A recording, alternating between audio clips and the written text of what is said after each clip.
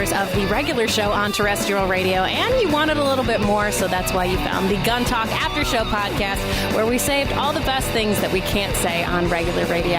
Now here's Tom, Michelle, and Jim for the Gun Talk After Show. Once again, it's the After Show, where we gather together to... What is it we do here anyway? It's goofball time. We after. After the show. Well, yeah, I'll get with you after that. That's right. We got Jim Kinsey and Michelle Cleveland with us. Hi, Michelle. Hello. And hi. What's his name? Yeah, the guy over there. I don't know. Some guy. What are you going to do?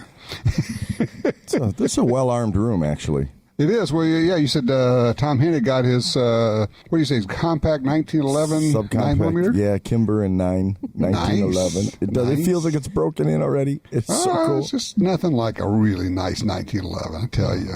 So, okay, we'll have to get a report from him at some point on shooting that. We'll get to him on another after show. We do have Scott, who has called in and would like to be on the show with us out of Carson City, Nevada. Hey, Scott, what are you going to be hunting here? Possibly antelope. Yeah? Have you hunted antelope before?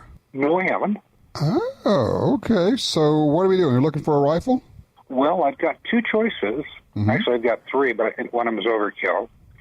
So I was looking at a 6.5 Creedmoor or my 257 Roberts. Okay. And I'm fully confident out of either one. The only difference is the Creedmoor weighs about a pound less. And what would be the third one you think it might be overkill? An 06. A 30-06? Yeah, Sporterized Springfield. Nice. Old school. Yeah. Okay. Here's the thing. From a trajectory standpoint, there's not a dime's worth of difference between them. You get 165 grain bullet in the 06. You sight in at 200, you'll be 6 inches low at 300. Blah, blah, blah. You know how it goes. It really is going to be one of those deals where I'm going to just say, all right, which one would you rather take hunting? Would you like to go old school? Do you like the lightweight 6.5? Do you like the cool factor of shooting the bob? Which one? Well, I like shooting all of them. But Good man. Right now, Good answer. Right now, I'm leaning towards the 6.5 just because of that 1 pound difference between the 6.5 and the Roberts. Mm-hmm. And a pound is a pound. I mean, particularly if you're going to be hoofing it for very far. Yeah. The key there is going to be making sure you get good ammo. Are you hand loading or using factory ammo? Right now, I would be using factory ammo. I was just talking with the guys at Nosler, and they've got their Accubon bullet in the 6.5, which makes it a really nice cartridge for hunting. I think there's 129 grain, which would be perfect for antelope. It'd be a great job. That's the only thing. Just making sure you got a good bullet that'll do what it needs to do. Have you ever... Okay, let me ask you this. Have you hunted with all three of these, or is the 6.5 new to you? The 6.5 is fairly new. I have not fired it offhand. I fired off the rest, and it's at 100 yards. It's dead on. What kind of rifle? It's a Savage Model 11. Okay, nice. Because it's the newest one, you probably have hunted with the other two before, right? Surprisingly, I haven't. Oh, okay. Well, then the world is your oyster. You can do whatever you want to do. There's honestly not much difference, and I kind of agree with you. Since you have the Roberts and the 6.5 Creedmoor, they're going to have a little less recoil. Might shoot a touch flatter, but not much. I'd probably be using a 100 grain bullet in the Roberts and something in the 130, and 110, 100, even 120 grain bullet in the Roberts would be fine. But anything along those lines would work. Yeah, I have not found anything but 117 grain in the Roberts as commercial ammunition recently. Yeah. In fact, I've gone to the point that I've recently just bought, I think, about 100 rounds of the Hornaday, and because I can't even find unprimed brass, and so I figure I'm getting primed brass and bullets for $1.50 a piece to then load from. All right, I just went to the Double Tap Ammo website, doubletapammo.net. They have three different loads in the 257 Roberts. They've got a 100 grain Barnes TTSX, lead-free. It's an all-copper bullet. They have the 110 grain Nosler Accubon, and they have the 120 grain Nosler Partition. And you can order any of those online at doubletapammo.net. Okay. And I'm pretty sure Nosler has that load also. But and as long as it's a good hunting bullet, it'll work fine. There's no way for me to tell you which one to do. That's the good news and the bad news. The good news is that they all will work, or in this case, both of them will work just fine. The bad news is they'll both work just fine. Okay. It's just basically do a scientifically rational method of selecting which one, i.e. flip a coin. Yeah. There you go. I like it. And here's the thing. If you don't like the way it turns out, keep doing it till you get the result you want. There you go. Well, I tell you what. You also use a scientific method. That's right. So here's what I would like for you to do. After you go out and make your hunt, call us back and let us know, which one you decided on, which rifle, and how it worked. Mm-hmm. All right? Yes, will do. All right. Appreciate it. Thank you, Scott. Those are good choices, too. I like those. The 257 Roberts. I never heard of that cartridge before. No, real. It's also new. It's so new, yes. It's almost as if you neck down a 7x57. No. 25. No, couldn't have been. Yeah. And, and antelope, some people say, well, you're shooting long range for antelope. Well, yeah, you can. It's wide open country. But part of the fun is trying to get closer in the wide open country and get down on your belly and crawling and getting down into little draws and hunkered down. And good luck, because they're amazing creatures. They are, aren't they? Mm-hmm. Anybody who's ever hunted them, they can see you far before you even know they're around. Oh, yeah. And they'll just be walking, and you think, well, I'll just slip up on them. You can't catch up to them when they're walking. Yeah, no. There's no catching them. No. And so you kind of wait till they go into a draw, then you hunker down and run, and try to get up on the next, so that when they come up again for the next one, you got a shot. But fun stuff. Good glass, good binoculars, good scope. I don't know, Michelle, you may disagree with me. I'm just not a fan of having a huge rifle with a monster scope on it for shooting way out there. I would rather have a rig that I could carry and just kind of skitter around and try to get closer. Well, I think probably a 3-9 or a 4.16 power scope would be great options for that. You don't have to get super big. Right. You start getting into those big objectives and you have to get higher rings, or it just raises your platform and changes your effectiveness of shooting it precisely every time. And for me, I have to lift my face off of the stock now that we've mounted the scope higher, and I can't get a good cheek weld on it, and then one thing follows another, and it's not a perfect setup for me. No. I would go with a lower profile if you can. Depends on that bolt. That's true. If you got a 90-degree lift or 60-degree lift bolt, it's part of it. The other thing I would recommend is leather gloves, because there are these tiny little cacti that you crawl over when you're going hands and knees and crawling, and man, do they hurt. Had some experience, have you? Just a little bit. So I stayed with me. Man, don't want to do that anymore. I'll tell you what, let's take a quick break. When we come back, we'll talk about the guns of the day and also what's going on with gun companies and recalls. Don't go anywhere, guys. We'll be right back.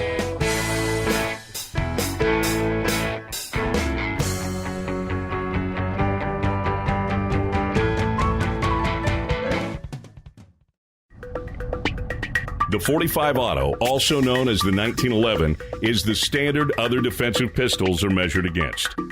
No matter what pistol you carry, techniques developed around the 1911 are vital.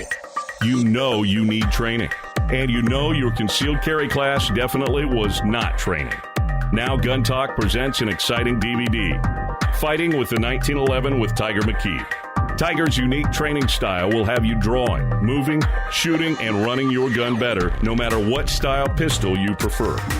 At ShopGunTalk.com, you can order our DVDs of Tiger's instruction. ShopGunTalk.com also has a 2-DVD set, including Concealed Carry 1. Get both for the information you know you need. This really is life and death. ShopGunTalk.com has DVDs, books, and other essential gear. ShopGunTalk.com. That's ShopGunTalk.com.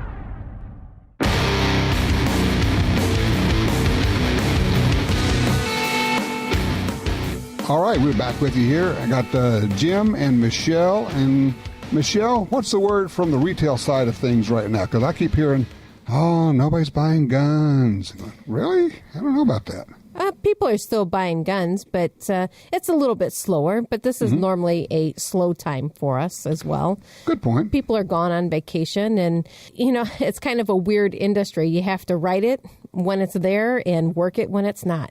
I don't know what else to say. You got to have a reason for people to keep coming through your door. There's been a lot of political things in the last few years. Things have settled down slightly, but this is normally a quiet time of year. It is. It's kind of a slow time. And now, when does it usually start picking back up for you in the year? Well, we're already starting to see a difference because we're changing over to the fall season with hunting. Yeah, right. So bow hunting's coming in, and so we're busy with that. But, the concealed side, it never really goes away. People are still coming in, still learning, still training, still trying out different guns. And, it might not be people beating your door down, but they're still walking in. Mm-hmm. So the education. I've seen a couple of stories this week, and I think it is part of I think it's an organized campaign to get these stories out, probably from one of the gun control groups, about one was South Dakota, one was Illinois, of their concealed carry permit are way down, and people aren't buying guns or aren't getting their concealed carry permits. And two things are happening. One is certainly people are not as concerned with somebody maybe coming and taking away their guns now. But there's another thing here that occurs to me in statistics, and I want to bounce it off you guys. Where was it? I ran the figures on South Dakota and how many, they have like 95,000 permits or something out there. That puts them at 11% of the population. Only a certain percentage of people are going to get their permits. And when you get pretty close to that, it's going to start slowing down. Mm-hmm. Does that make sense? Yep. I mean, you never, and 11 is, that may be as high as I've heard. Generally it's 5-6. Right. You hit a saturation point at some point. Yeah. And just is what it is. And you have some attrition, but then you have some newbies coming in, and it kind of plateaus out there. Well, kind of hole there. Yeah. And it's unfortunate that we have the events going on in our country that we do that tends to feed that, I guess, just that scare factor a little bit and causes people to purchase. But all that will end if we vote for Harris in 2020. We won't have to worry about guns. Can you believe that? What an idiot. Yeah, she calls for the confiscation. She calls it, we have to ban the private ownership, is what she says, but we all know that what that means is you have to either turn them in or we will come get them from you. And we will come with guns to get them from you. I don't know that they actually think through this stuff. And please secede. Please secede. Please secede. Yeah, but the problem is she is a United States senator. Of course, that's true. If California seceded, then she could stay there. Meaningless, right? That's right. She could go and do whatever it is she does there. But yeah, she's been the subject of several lawsuits from Cal Guns and Cal Guns Foundation out there. When she was the Attorney General, she went out of her way to, obvious from her comment here, to stomp on gun rights whenever she could. Time to ban private ownership of assault weapons. That's her quote. Holy cow. Mm-hmm. That's okay. I think everybody that wanted one already has one. So I think we're okay on the sales side, but it's just now they're saying, well, then we have to go pick them up. Yeah, it's keeping them. Keeping them. You have to be bright-eyed. You have to be open. You have to know what's going on. Don't you think that people just kind of get complacent when they don't see the immediate threat? Sure. Oh, yeah. Absolutely. I think what you mean is situational awareness applies to politics as well as physical environment. Yeah, exactly. I had, see if I can find it. I had an email from a guy who was talking about situational awareness. Let me see. Avoiding conflict story. This is a good one. This is kind of on the lines of what we're talking about. He said he's married and has 4 kids. Several months ago, he was getting ready to leave on a business trip. Said it was fairly late at night, but I had to go fill up the van. Says he was pumping gas and he heard a clicking sound. Saw a man walking a bike and approaching my vehicle from the south side. I felt impressed. Basically, I felt something, and so I looked on the other side of the car, but didn't see anything or anyone. However, the feeling didn't go away, so I looked again and caught some movement. Eventually, I saw another person approaching from the other side of the car. Sandwich technique. Yes. He says, at that point, I made it known to them that I saw both of them. I dressed them both. Eventually, they said they were looking for the train station, light rail, I told them where to find it and that they didn't need to come any closer. I like that. I told them that they didn't need to come any closer. I bet he did. He says, after a few more questions that seemed irrelevant, they left. He said, maybe they didn't have any bad intentions, or maybe they didn't intend to do any harm. However, it was very odd to me that they approached from opposite sides of the vehicle. One was making plenty of noise, while the other seemed to want to go unnoticed. Sure. Yeah. Sound right? Draw your attention one way so you don't know what's going on the other? Yeah. A distraction, a diversion. Yep, and they kind of slept up on it. And he said he also noticed he was kind of boxed in. When you're pumping gas, you're standing between the car and the pump. Yeah. And if they came from the front and the back of the car, you have nowhere to go. Right. Always have an exit route. Yeah. Also, I've started doing that thing of when I get out of the car to pump gas, I lock the car. Because we've had the videos of the guys, what do they call them, sliders?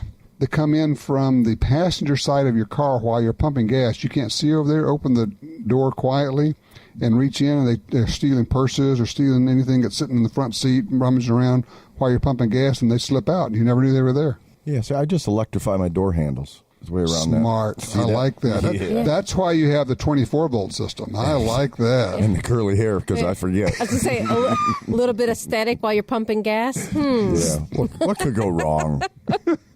A little spark and gas fumes. Don't worry about it. It's all right.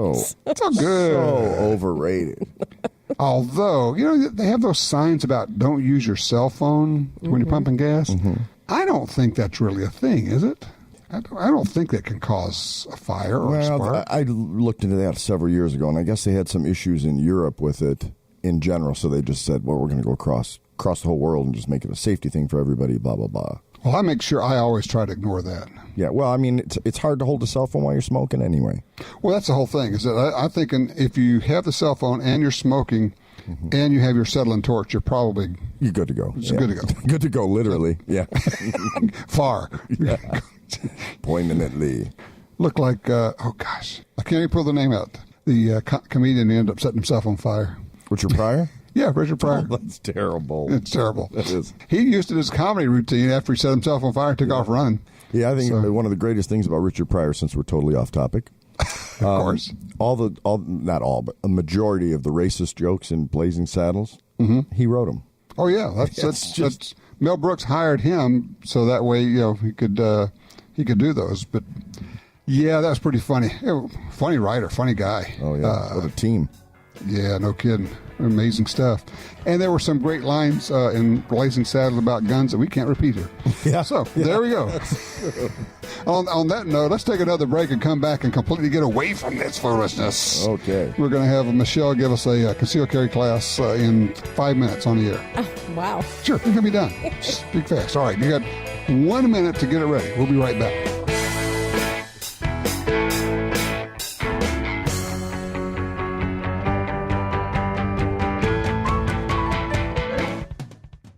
If you're like me, you don't have money to burn, but you still want to buy guns, ammo, and accessories.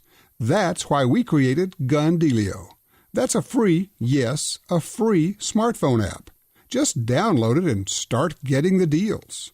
Could be discounts, offers of free magazines for your gun, or you could be the first to hear about new stuff from gun makers. Here's how it works. With GunDealio on your phone, you get alerts when you enter a gun store. Special deals, You don't have to do a thing. It'll do a lot of other cool things, like let you watch gun videos and listen to Gun Talk podcast. Plus, check it anytime for hundreds of deals and offers. Getting more while spending less. Smart, huh? GunDealio. Made in America. Gluten-free. At the App Store and Google Play or GunDealio.com.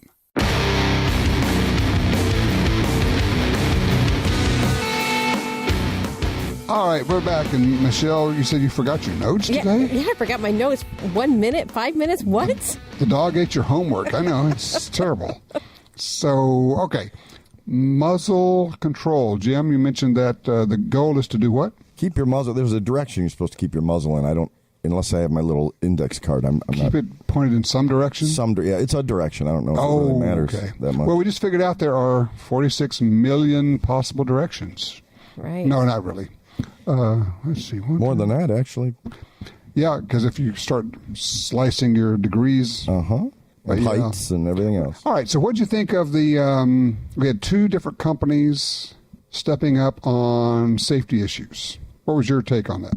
On the consumer side, people are questioning why there's so many recalls, but I don't think there's any more recalls than there have ever really been in the past in comparison to how many guns are being produced, you know.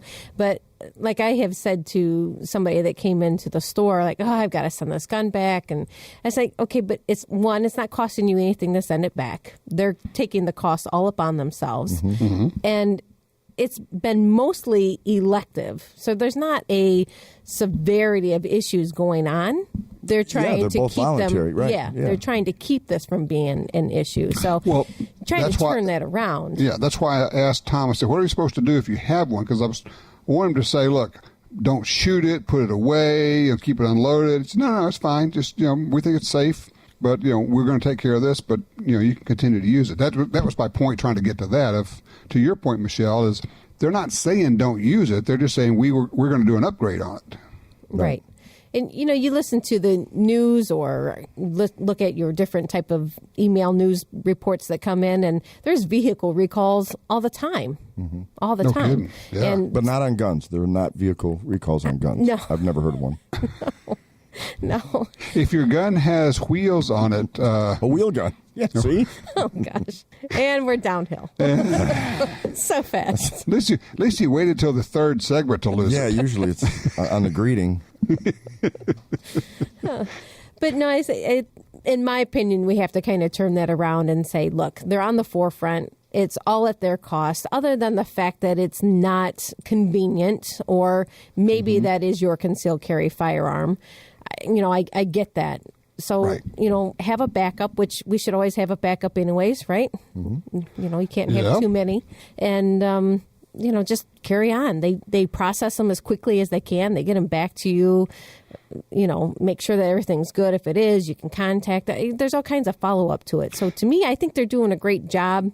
It is unfortunate that, they're there, but it's manufacturing. That's what happens. And I think the number is something like 500,000 of these P320s are out there. So if everyone decided to do this, it could take a year or more to cycle them all through there. So, people need to be aware that what they're going to do is put you in queue. You'll be in line, and it may be, 3 weeks, it may be 3 months before they notify you and say, okay, it's time now. We're sending you the shipping label and all to send it in. Right. Yeah, there's some logistics involved, but for them to take the lead on this, as other situations where there's a dangerous thing and the FTC is involved and everything else, it's not like that. They're on the front edge. They realize there's a potential issue, and why let it go? That's I give them props. Right. In the age that we are with social media, immediately. It used to be they would contact the dealers. You'd have to find out who you sold it. It used to be a real gravy train effect. But, now you know immediately. But on the opposite, that's a good point, because you were saying that there may not be any more now. It may be just it's easier to find out about them. Right. And then the opposite side of the internet thing is that you've got people creating memes within 5 minutes of the situation. Yes. And people, that don't have background at all, getting on board and pontificating. And people that don't know any better go, oh, well, I've heard from 3 people now that there's XYZ issue. Is that legit, or did you hear it from some guy who's, I will also say there are some, find the right word here carefully. He's choosing his words. Yes, because some of these guys are litigious. Ooh. There are some online gun sites and bloggers who are less than ethical. There are some that make their name by trying to slam gun companies and trying to find anything negative they can. And by doing that, it's clickbait. They drive their traffic up, which I think was what a lot of this was all about in the first place. And let's just say it this way. There's some real slime balls out there. Folks who are fairly new to the gun media world, and they come in going to make a big splash, going to become the viral kings. I don't consider them to be part of the industry, the culture, the group. I just don't consider them to be responsible. in many cases. And that's not necessarily about this. I've just seen a lot of what some of these guys do. Well, which is why you came up with the Truth Squad. Yeah, because, hey, you know what? It works both ways. It's not just the media. It's on our so-called gun media, too. Some of these guys that pull some shenanigans, too. Oh, I'm glad you said anigans after shh. Did I hesitate too long after the shh? Yeah. Some of these guys have pulled some shenanigans. Yeah. You're just God, processing. I love the after show. You're processing faster than I can talk. Well, that's not. I'm a Southerner. It's like that. You heard about that guy who flew the airplane from Atlanta up to New Jersey, and gets up there, and the air traffic controller's barking. He says, "All right, 7275, Papa, turn right." But he's just barking out these orders, and there's a long pause. The guy doesn't respond. He says, "79, Papa, you understand?" The guy says, pushes the button on the mic. He says, "Say, Tower," he says, "you hear how fast I talk? Well, that's how fast I listen." It's an old joke, but it's still a good joke. It's good. Well, let's see. I'm going to be heading up to Eclipse Land here and next week. Going to go see a little of that. Probably see some smoke. Got a lot of fires out in Idaho. We'll be running around out there. Take some good glasses with you. Yes, indeed. I got some at the Penny Saver. Okay, yeah, those are good. They said if I just take 2 of the regular sunglasses and put them on, it's fine. Yeah, it's only your vision. What's a retina now and then anyway? You got 2 of them. Yeah, that's it. Just close one eye, and then close the other eye. Sequential blinding. Hey, which eye are you more blind in? Yeah, that's right. So we'll go out there. There are a lot of fires burning out there, too. So we'll see what's going on with that. And it's a dry time of year, a lot of fires up in the mountains. So we'll play with that a little bit. I'm sitting there thinking, okay, which guns to take? I'm definitely going to take my .357 revolver. Although I don't know if I probably mentioned it. Now I'm thinking, in the same size revolver, you can actually get a .44. And .44 is bigger than .357. Yes, it is. Bigger's better. Bigger, better. But yes. You don't have 7 shots, do you? You know what that means, don't you? You need to carry them both? You got to carry 2 guns. Oh, he's actually got to aim. I got to get me one of them there 2-gun holster rigs. I'm just going to carry an 88 instead of 2 44s. And I'm going to get me a set of chaps, too, just because I think they're cool. There's a visual. I look like the village people out there. Get me a 10-gallon hat. They'll be channeling my inner Elmer Keith. Yeah, you're going for the Indian chaps or the motorcycle chaps? There's two village people. Oh, now I'm confused. Yeah, see, really? Wasn't there? There was a cop, an Indian, a firefighter. What are you looking at me for? I don't know. Like you're the expert on the village. I have no idea. You were the Village People Fan Club president from '88.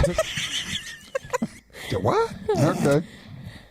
All right, all together now. Why? Oh, never mind. It's I like the visual of you and chaps, Tom. I just don't. Do you like that? I don't know how to break it to you. Yeah. Yeah. Okay. Well, okay. Now you guys know the younger people, like anybody under 50, won't know about Elmer Keith. Mm-hmm. But he was the kind of short guy out of Salmon, Idaho, wore a big hat, and basically the inventor, creator of the 44 Magnum. Yep, a lot of other things. But he had this huge hat he was known for. It's like his trademark. And, of course, my dad had his little squatty cowboy hat that he was known for. And they were together. They were in Italy, touring gun companies in Italy. And they had finished, and Elmer Keith goes over to the hat rack. It's just one of those little subtle things. And he picks up his hat off the rack and then turns it over and looks inside to make sure it has his name in it. It's the only hat like that in the country of Italy. I got a picture of the 2 of them after they swapped hats one time for a picture. It was hilarious. That's awesome. Yeah, funny stuff. So, okay. Yeah, but you know what? Do you know where I learned? Do you know where I learned about Elmer Keith? Where? Creating the 44 mag. Where's that? On a March 5th, 1995 broadcast of Gun Talk. They mentioned that. 1995? March 5th? Yeah, March 5th. I'm going to go back. March 5th, 1995. I remember everything. And on that particular gun talk, you talked about Elmer Did I Keith really? And the 44 mag, yeah. See, I actually pay attention once in a while. All right, you got to tell them what we're talking about. I just have a photographic memory. I see. That's right. Or the other option is... You totally made it up. Yeah, exactly. Who would know? How could they prove it? Tom's office stumbled across the very first gun talk. I was actually cleaning out the stuff after the fire and found it in a bunch of stuff. Okay. Yeah, I found it after the fire, and it is a cassette tape, and it said First Gun Talk. Wow. Yeah, it's cool. So we immediately erased it. Yeah. Well, actually, the first thing I did when I got the cassette from you, I popped the safety tabs out. I'm like, boy, they were playing with fire. I'm not going to be the idiot that erases over the top of it. Okay, so you actually digitized the first Gun Talk show. Yes, I did. March 5th, 1995. Correct. Yeah, I was sitting there laying it into the computer to process it up and try to clean up a little bit of the noise and stuff, and could have just laid it in and walked away. And I'm like, you know what? I think I'm going to listen to this. And the similarities were amazing because there's some stuff that just flat out hasn't changed at all. Yeah. And then there's some stuff that has, and I left a couple little news pieces in there so you kind of get a little time capsule view. Yeah, yeah. So, and one day when I sell it back to you, you'll be able to listen to it. I would love to listen to that, but I don't know if I can afford it. Piracy. So, for those who don't know, when I started doing Gun Talk on March 5th, 1995, I had never been on the radio before as a guest or anything else. Mm-hmm. Just said, oh, sure, I can do, I think what was it, 2 hours back then? It's just radio. Yeah, I can do this for 2 hours and just yak with no callers, because we had no callers back then. I don't even know if we were hitting stations. Actually, it was a pretty cool show. You had stations. You had a different phone number. I had a different phone number. I've been calling it for the past 2 days and no luck. No. Wow. I tried to put a 900 in front of it, but now my credit card's maxed out. So there you go. What are you going to do? It was very cool. It was very cool. It was a time capsule kind of project. Well, we're going to have to put that up as a podcast, but I think we're also going to pull some clips out of it that we can play on the air and comment on. Yeah, it's cool. You'll like it. It's except for the host. Besides him, you'll like it. Yeah, that's true. So 95 is 22 and a half years ago now. Mm-hmm. So we're in our 23rd year. You're bound to get it right. We're good. Hey, practice. Keep working on it. You'll arrive. That's going to be fun. So we'll do the Gun Talk number 1. And now it was 2 hours then. I think we started off with 2 hours. Yeah, I heard you mention something about 3 in the broadcast, but there wasn't 3 hours there, so I'm not really sure. No, it started with a 2 hour broadcast. Original idea was to do 1 hour. Mm-hmm. And when I had my first conversation with Alan Gottlieb about it at the SHOT Show, and then I went out on the show floor the next morning, and in about an hour, I had enough people to say, yes, we'll sponsor the show. I went back and told Alan, I think we had enough sponsors for the hour. He says, well, good, now we're going to go for 2.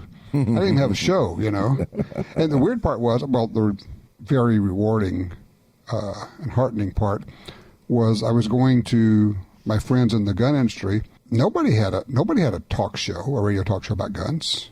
It didn't exist. We invented the category. And they just said, if you're going to do it and it's about guns, we're going to do it with you. We're going to trust and enable you. That was pretty cool. Mm-hmm. 22 and a half years later, Alan's trying to talk him into going back to an hour. Yeah, it's just really He's like, you got to get that Jim and Michelle out of there. Yeah. Do a before show and all 3 of you hang it up. Alan says, 22 years later, I still can't get the guy to quit talking. Good Lord. We're going to be doing the show from the Gun Rights Policy Conference in September in Dallas. So anybody who can get over to Dallas, or if you're in the area, by all means, come to GRPC, but stay a little bit longer because the conference itself ends at 1 local time, and that's when we go on the air local time. And if you wanted to come in and watch us doing the show, you could do that there. So we'll be doing it from somewhere, boardroom or meeting room or someplace. Yeah, it'll be fun. Maybe I'll check in on that. That sounds interesting. You might want to just tune in. Yeah. Who knows? Who else is going to push these buttons? You're pushing my buttons, Gresham. I know who pushes your buttons, baby. Yeah, right. That's right. Everybody. We know how to get under your skin. No, I've been doing pretty good with my anger management classes. That's right. That's right. He's got the license plate, the vanity license plate that just says road rage. Yeah, there you go. Hey, what do they call it? That would be kind of funny. Full disclosure, was that what they call it? That's right. Is that what they call a trigger warning? Oh, gosh. If anybody heard this and they didn't like us, they would think we're crazy. Yeah, I've got nothing. I'm just shaking my head here. Wow, that horse over there, it's dead. Hey, let's keep eating it. What? Beating a dead horse, never mind. Well, at least it was collective once. Yeah, right. At least I lost both of you. And everyone else, I might say. I thought maybe I should turn around and look out the window. A lot of second story horses, yeah. Stilts. He's on stilts. It's the title of his new novel, The Second Story Horse. I like the other band name you came up with. Totally. What was that band name? Viral Kings. You said it a few minutes ago. I wrote The that Viral down. Kings? The Viral Kings. I like that. We're going to go viral, man. Would that be Viral like a Kings. rockabilly? Or would it be like a Brian Sesher? Ooh, yeah. The Viral Kings? So I'm having dinner last night with a local friend here, and the guy had stopped playing drums about 20 years. No, almost 20 years ago. 10 years ago, anyway. I love when people stop playing. Yeah. Then he got back into it, unfortunately. Damn. And so we're talking, and we said, yeah, we went to the Bonnie Raitt. He said, oh, yeah, I love Bonnie. I played with her. Played with James Taylor. Played with Linda Ronstadt. What? Played with Alan Toussaint for 15 years. Toured the world with him. Wow. Going, oh, yeah, wrote books on drumming. Going, oh, okay, I guess you're more than just, you're the real deal here. That's pretty cool. Mm-hmm. Yeah. So Jim will get this. Drummers will understand this. It's real inside baseball. So he calls the folks at Sabian because he needs some cymbals, and they make special cymbals. They put some in the vault because they say they'll make a certain number in a day, and one or two of them will be special. So they went back into the vault and pulled out all the cool, best cymbals possible for him to re-equip his kit with. So because he had been like the spokesman for Zildjian, Zildjian way back. Right, all right. Yeah, and Sabian bought Zildjian and all the deal. They called Mr. Zildjian, who's a friend of his. So. Oh, wow. What a cool. That's the oldest company in the world, isn't it? 1645, Zildjian was totally making this up again. Brett is older than that. Is it? Yeah. Maybe it's the oldest music manufacturer or something. Could be, because Bretta is, as far as I know, the oldest company in continuous operation in the world. Okay. Bretta Firearms. Well, then they must have started before 1645. They were 1500 something making swords. Swords. Heavy on the W. Yeah, something like that. They said there's a lot of iron in the, I can never remember, the Triumphi Mountains there in northern Italy. Something like that. It's just, I don't get around much, so. Lots of iron. I try not to read much, so it works out well. Well, we're never going to settle the Zildjian Bretta thing because there's no such thing as search engines. So I guess we'll just have to go on with this dispute and wait till we get 400 emails this week. Yes, correcting us from drummers. Right. And musicians. I got it. I got it. Dum-dum. Yeah. Make that 600 emails. I am going to get a set of drums, though. Oh, yeah, good. Yeah, I just, honestly, at the Bonnie Raitt concert, man, I'm playing air drums and all that. And sure. Going, yeah. It's all still in my head. I just don't know if I can do it with my hands. Are you going acoustic, or are you going to go with the E-kit? Don't know. What do you think? Go electronic, go Roland, or go with... Drummers love acoustic kits just because there's nothing like a real drum, but the practicality and the functionality of electronic drums just crushes acoustic drums. Yep, I agree. Play with headphones, not bother anybody. And if Jim doesn't like the way you're playing, he can unplug you. Sure. No, that's what my wife will be doing. Well, that's the beauty of electronics, and she didn't have to listen to it. Yeah, okay, so you guys will love this. We're going to wrap guns around on the whole thing, too. When I was young, playing in a band, and we practiced practically every day upstairs, my dad was a writer, right? Mm-hmm. So he is directly beneath us. And we are playing Led Zeppelin and Cream and Vanilla Fudge and all this stuff. And we crank them to 11 or 12 or whatever we could crank it to. Sure. And he would wear shooting earmuffs while he's sitting at his manual typewriter, writing for Guns and Ammo and Sports Afield and all that. Never sounded better, did you? Yeah, exactly. That's great. Fun stuff. Fun times.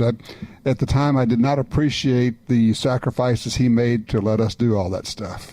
Well, because he could have just said, "Hey, I got to work here. Knock it off." Yeah, because how would he ever hear the ping and know when to hit the return lever to send the typewriter back? Right. I guess when it stops moving and you keep typing over the same place over and over again, that's a clue. Good indicator. Oh, people are like, what? Most people, I was just going to say, but people have no idea what you were just talking about. You understand that, right? Yep, I got it. That's kind of like all of us, too, most of the time. With no clue. Oh, Lordy. All right. Okay. Yeah, we could do this forever, but why would we? Right. Eventually, it would become the before show if we never stopped. By next Sunday. Yeah, leave it to me. Well, leave the technical stuff to me. That's like, the old thing of how far can you walk into the woods? As far as halfway. You can go until you get through Only them. halfway. Yeah, it's halfway. Because after that, you're walking out of the woods. We could do a gun talkathon. How long can you go? Okay, we lost 2 sponsors so far. We're on day 3. Let's see who else we can upset. You guys are great. Okay, so Johnny and Bubba had just shot a big deer. Yeah. And they're trying to drag it through the woods. It's got these big antlers, and they're getting hung up on everything. I said, this is just not working. We're trying to drag it this way. The guy says, well, why don't we just pick up the back legs and drag it, and then the horns will just slide through. Oh, that's a good idea. That'll work. Okay, cool. So they drag this thing for like a half an hour, and he says, man, this is working great. We're sliding right through the woods. He says, the other one says, yeah, but we're getting awfully far from the truck. Yeah, well. Okay. Like and that, my friends, is why I do not try to make a living as a comedian. And there's a second horse. I see a second horse coming. Been through the desert. Yeah. Does that horse have no name? Yes, it does. Oh, okay. Okay, well, so alrighty then. You guys can continue this. I'm hanging it up. I'm going to put You're just leaving, aren't you? I'm You're just going to get up and leave. Right next to the microphone. So there we go. There we go. Love that. Yeah, that is outstanding. When that happens by accident, it really gets me upset. So I try to do it on purpose as much as possible. Okay. And with that, I have had enough of you guys. Okay. Michelle, still love you, baby. Thank you.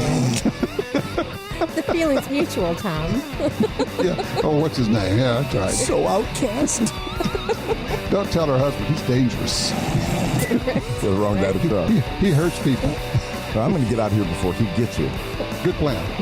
Have a good week, guys. See you, buddy. Well, that wraps up another Gun Talk After Show. But if you want even more gun-related stuff, don't forget to check out GunDealio. It's the app for Apple and Android phones that connects you to all the Gun Talk shows, plus even more. And we'll catch you next time for the Gun Talk After Show.